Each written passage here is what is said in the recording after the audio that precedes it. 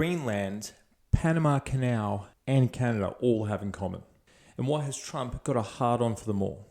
Is America about to install democracy in these three currently democratic nations? Or am I talking absolute nonsense? Well, let's discuss and find out. Trump wants to make Canada the 51st state of America. But Canada doesn't want to have to shoot school children with AR-15s. I'm not going to show a school shooting. I'm not a bloody monster. So, naturally, the US will have to invade Canada to spread the seeds of democracy. Then, Canada can enjoy school shootings and unavoidable healthcare just like the rest of Americans do. However, the truth is far less dramatic and is more likely just an epic troll by the president. See, Trump bases his presidential style on two components: transactional and unpredictability. This little soiree with Canada is definitely in the more unpredictable element of it all, but may ultimately have a desired outcome for Trump. He wants all of his allies and those neighbouring countries around him to be spending more on security and military. This way, they'll be relying on America just a little bit less. So something as absurd as proposing Canada be the 51st state may just lead to the Canadians spending a little bit more on their own military and security, just on the off chance that Trump does want them to actually be the 51st state and in some absurd world does use force against the Canadians, but more likely they'll do it just to get him to shut up for a moment or two. As much as I joke around, Canada won't be the 51st state of the US. That's truly ludicrous, but something that isn't as ludicrous as that is Trump wanting to take control of the Panama Canal because it costs too much to use the canal with US ships using it all the time.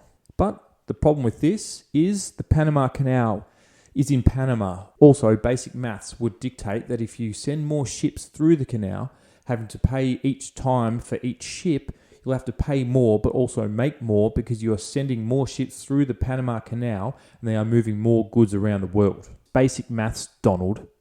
So, the US will have to also invade Panama, again, to take control of the canals of Panama. Then they can install democracy in Panama again. However, this scenario is far less ludicrous than the whole Canada thing because America's actually invaded Panama before.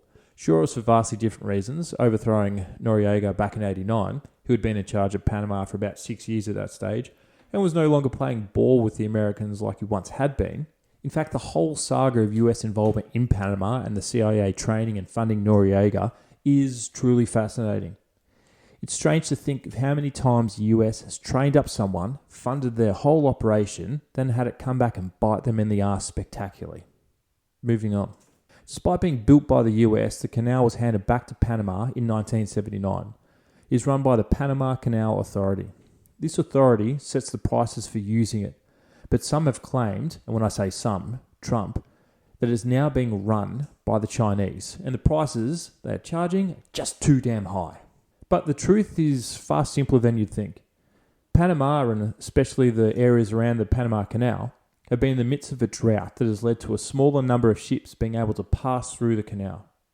With the number lower, bidding for transit slots has risen as companies are willing to pay more, as it will save them weeks of travel time if they go through the canal as opposed to around the tip of South America. Sure, it's just the tip, but it's millions of dollars worth of tip. So, Trump will invade Panama for the canal, and then the US will get all the revenue from the canal, sort of exactly like he's proposed for Greenland.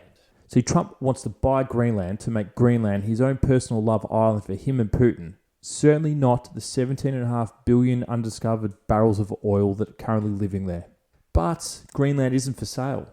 You can't buy a country, even for your own Love Island experience. You can buy an island for the whole Love Island experience, but that's a whole different topic. Back on this topic, there is that whole self-determination thing, and even if a country could be bought, you need to have the majority of the population agreeing to it. And the standing government presiding over that nation would need to agree to it as well, and then conduct a referendum to see what the population wanted, and you can see it's a little bit messy and not going to happen. So, he will invade it for the oil and all the minerals that are currently living their best life under the glacial ice sheets of Greenland, or he will broker some sort of deal that allows for all the natural resources currently under Greenland soil to somehow be American, sort of how all of the US oil found itself under Middle Eastern sand back in the 2000s. Strange. Then, once he has Greenland, it will ultimately lead to he and Putin starring the latest season of Love Island, the Arctic edition, where no one has any idea how those two will keep themselves warm. I'm gonna come.